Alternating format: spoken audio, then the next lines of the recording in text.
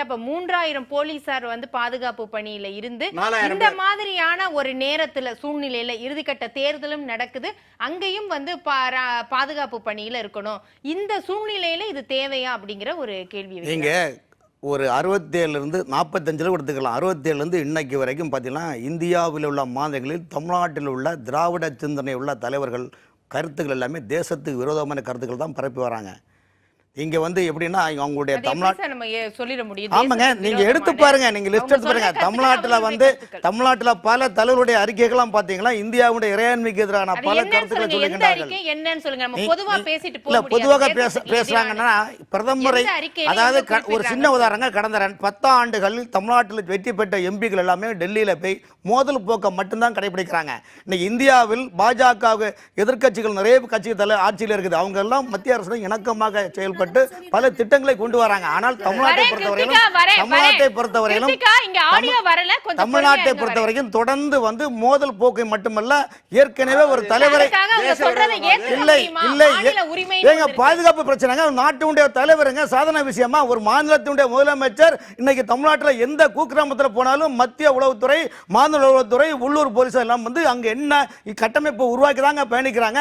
அவங்க குமரி மாவட்டம் வந்து கடற்கடலுக்கு உள்ள ஒரு பாறையில தியானம் இருக்கும் போது பாதுகாப்பு பிரச்சனைகள் சாதாரண விஷயம் கிடையாது இன்னைக்கு. ஏன்னா ஏற்கனவே கைப்புணுக்கு கண்ணாடி தேவையில்லை மாதிரி தமிழ்நாட்டில் பல சம்பவங்கள் இருக்குது. அதனாலதான் அந்த அவங்க வந்து மத்திய அரசு மாநில அரசு சொல்றது. இப்போ அண்ணன் சொன்னாரு, பிரதமர் வந்து தன்னுடைய புகழுக்காக தான் இவ்வளவு விளம்பரங்களை சொல்றாரு. அண்ணன் சொல்றாரு, நாங்க சொல்றோம் இன்னைக்கு திமுக அவங்க அதிகாரப்பூர்வ நாளேட்டில் ஒரு அறிக்கை கொடுத்திருக்காங்க. தமிழகம் இந்தியாவிற்கே தலைநகரமாக விளையாட்டுத்துறை இயங்குகின்றதுன்னு தமிழ்நாட்டை சொல்றாரு முதலமைச்சர். ஏன் சொல்றாரு?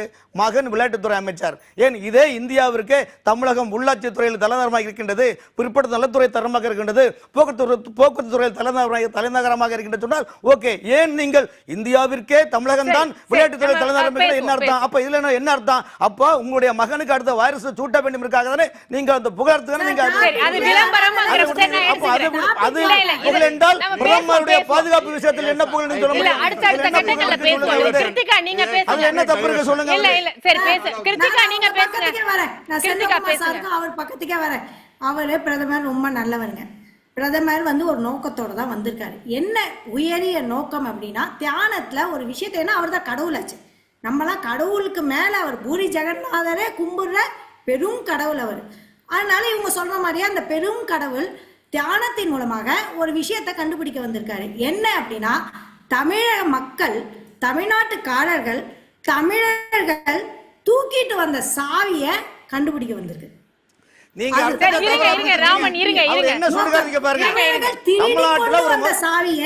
தமிழர்கள் திருடி கொண்டு வந்த சாவியை தியானம் மூலமாக தமிழ்நாட்டிலிருந்து மீட்க வேண்டும் என்ற உயரிய நோக்கத்தோடு வந்திருக்கிறார்.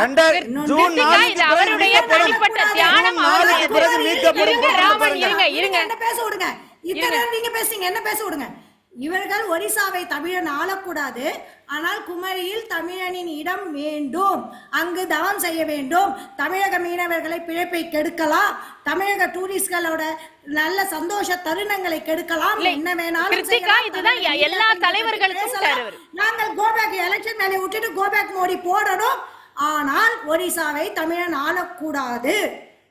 அப்படி என்றால் வாரணாசியில் இவர்கள் நிக்கலாமா? ஒரு குஜராத்தி நிக்கலாமா? சரி சரி சரி. தமிழ்நாட்டில் இவர் வந்து தவம் பண்ணாமா? நான் இந்திய இறையாண்மைக்கு எதிராக பேசல. நாங்க அவர் ஆள வரலையே, வந்து தவம் தியானம் தானே பண்ண வராரு கிருத்திகா.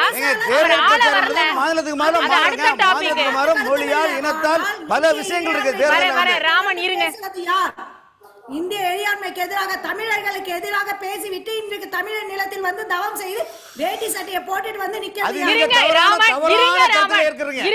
இருங்க.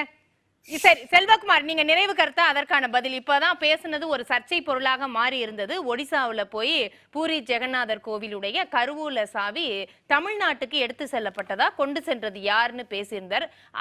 திரும்ப இங்க தமிழ்நாட்டுக்கு வந்து தியானம் அப்படிங்கறதே இப்போ ஒரு சர்ச்சையா இருக்குது. ஒரிசா பொறுத்தவரை அந்த அரசு முதலமைச்சரை வந்து ரிமோட் கண்ட்ரோல் வச்சு இயக்குறாரு. அவர் வந்து இல்ல எதுவாக இருந்தாலும் அவரை பேரை குறிப்பிட்டு நீங்க அரசியல் ரீதியா பண்ணிக்கலாமோ? தமிழ்நாடுன்னு கொண்டு வந்தது தமிழர்கள் அப்படிங்கிற வார்த்தை எதுக்கு மேடம்? தமிழர்கள் யார சொல்றாங்க? தமிழ்நாட்டுக்குங்கிறது பொதுவான முறையில சொல்லலாமா? தமிழகத்தில் இருக்குன்னு சொன்னாரு. தமிழ்நாட்டுக்கு ஏன் வந்தது? அதான் அப்பனா கன்னடிகா இங்க வரலாம். வரேன் கிருத்திகா இருங்க. தமிழர்கள் அத கிருத்திகா இருங்க, நான் வரேன். நமக்கு நேரம் குறைவா இருக்கு, வரேன் இருங்க. நீங்க கோ பேக் மோடி ட்ரெண்ட் ஆறதுக்கு காரணம் கிருத்திகா நான் வரேன் இருங்க, நேரம் குறைவா இருக்கு, வரேன் லட்சக்கணக்கான ட்வீட் லீடிங் இருங்க, வரேன் இருங்க. செல்வகுமார் பேசுங்க. மோடி தான். கிருத்திகா நான் பேசுறது கேக்குதா உங்களுக்கு? லட்சக்கணக்கான பேர் ட்வீட் போட்டுருக்கேன், அதான் ட்ரெண்டிங்ல இருக்கு. பேசுங்க நீங்க செல்வகுமார், கருத்தியல் பேசுங்க. நேரம் அந்த ஒரிசாவை பொறுத்தவரை ஒரு தனிநபரின் அரசியல் இல்லாத ஒரு நபர், IAS அதிகாரி, முதல்வரின் பிஏவாக இருந்த நபர் வந்து முதல்வரை முழுவதும் மாட்டி வைக்கிறார். அவர் கை எங்க வைக்கணும், கால் எங்க வைக்கணும், யார்கிட்ட பேசணும், யார் என்ன பேசணும், அது அந்த மாநில அரசியல். செல்வகுமார் நான் என்ன கேக்குறேன், அது அந்த மாநில அரசியல். நீங்க அந்த மாநிலத்துல பிரச்சாரத்துக்கு போனீங்கன்னா VK பாண்டியன்னு நேரடியா குறிப்பிட்டு பேசுங்க. அதை விட்டுட்டு தமிழ்நாடுன்னு பொதுப்படையா பேசுறது சரியான முறையா அப்படிங்கிற கேள்வி. இப்ப வந்து நம்ம திமுக வந்து ஊழல் பண்றாங்கன்னு சொல்றோம். அதற்காக ஒட்டுமொத்த தமிழர்களை குற்றம் சொல்லதான் எடுத்துக்கொள்ள முடியுமா? அது போல அதை வந்து திசை திருப்புவதற்காக அது தமிழர்களை குற்றம் சொல்லியது போல வந்து நம்ம ஸ்டாலின் அவர்கள் வந்து அறிக்கை கொடுத்தாரு. அதையே காங்கிரஸ் கட்சி வந்து ஒரிசாலை வந்து எந்த அவர்களுக்கு தெரியுது, have no stake in Orissa. அதனால அவங்களுமே அதை புடிச்சிட்டு வந்து ஏதோ உளறிட்டு இருக்காங்க. அது மாதிரி வந்து நமக்கு வந்து இங்க இந்த தியானத்துக்கு வர்றது என்பது அவருடைய தனிப்பட்ட விருப்பம். அது தமிழகத்தை கிடைத்த பெருமை. அவர் வந்து 3 நாள் அமைதியா இருக்காரு. நம்ம வந்து நம்ம தான் அரசியல வெளியில உட்காந்து பேசிட்டு இருக்கோம். அவர் நேரத்துக்கு வந்து அமைதியாக வந்து மௌன நிலையில் இருந்துட்டு இருக்காரு. அதனால வந்து இது வந்து அரசியலாக்க வேண்டிய தேவை காங்கிரஸ் கட்சிக்கு வேண்டுமென்றால் இருக்கலாம், பிஜேபிக்கு எந்த தேவையும் இதுல கிடையாது.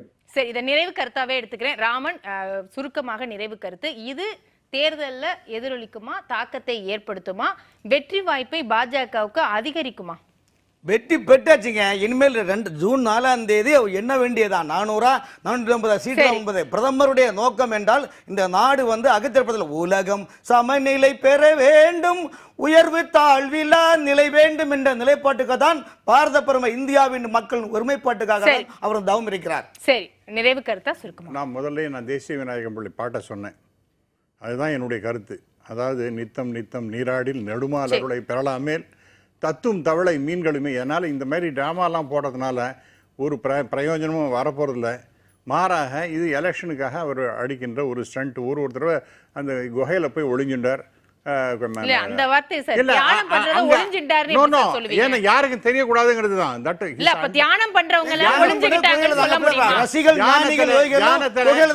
அங்கதான் யாருக்கும் தொந்தரவு இல்லாம அங்க இருக்கக்கூடிய அதை அங்க இருக்கிறத ஒளிந்து கொண்டுதான் பண்ண. பட் அப்படி இருந்தாலும் கூட அதுக்கு ஒரு லைம்லைட் கிடைச்சி பாருங்க. 24 hours by 7 அப்படிங்கிற மாதிரி 24 ஹவர்ஸுக்கும் கம்ப்ளீட்டா நடந்து பாருங்க. அதே மாதிரி இப்போ நடந்து இது என்ன இது அக்கிரமமா இருக்கு? யார் கேக்குறது? எலெக்ஷன் கமிஷனுக்கு ஒரு விதமான நான் எடுத்துக்கிறேன். எந்த அக்கிரமே இல்ல. கிருத்திகா 2014 காங்கிரஸ் ஆட்சியில இருக்கும் போதும் அவர் இது மாதிரி வந்து மகாராஷ்டிரால போய் தியானம் மேற்கொண்டிருக்கிறார். அப்ப எந்த கேள்வியும் கிடையாது. 2019 பாஜக ஆட்சின்னு வச்சுக்கலாம் கூட நீங்க உங்களுடைய பார்வையில. அப்ப இப்ப மட்டும் அது பேசு பொருளா ஆகுது அப்படின்னா அவரை பார்த்து ஒரு பயம், ஒரு பதட்டம்னு எடுத்துக்கலாமா?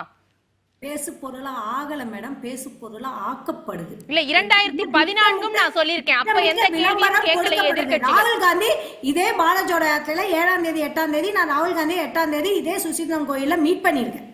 அப்ப எந்த மீடியாவும் அங்க இல்ல.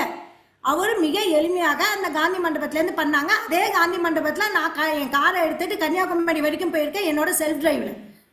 நாங்க எல்லாமே பண்றோம். இந்த நாட்டுக்காக தான் நாங்க இதெல்லாம் செஞ்சோம். ஆனா எந்த விளம்பரமும் close up shot, long shot, அந்த விளம்பரம் தனக்கு வரலையேன்னு நினைக்கிறீங்களா? மோடிக்கு கிடைக்கிறது தனக்கு கிடைக்கலன்னு நினைக்கிறீங்களா? எதுவும் பண்ணல. ஒரு டி-ஷர்ட், ஒரு பேண்ட், ஒரு ஷூ போட்டுட்டு 4000 கிலோமீட்டர் நடத்திருக்காரு. இன்னைக்கு 110. அது அவருடைய கட்சி வளர்ச்சிக்காக. அது அவருடைய கட்சி வளர்ச்சிக்காக படிக்கிறது, விளம்பரத்துக்காகவே செய்யப்படுகிறது. விளம்பரமே தவிர வேற எதுவும் இல்லை. நான் இத நிறைவு கருத்தா நான் எடுத்துக்கிறேன்.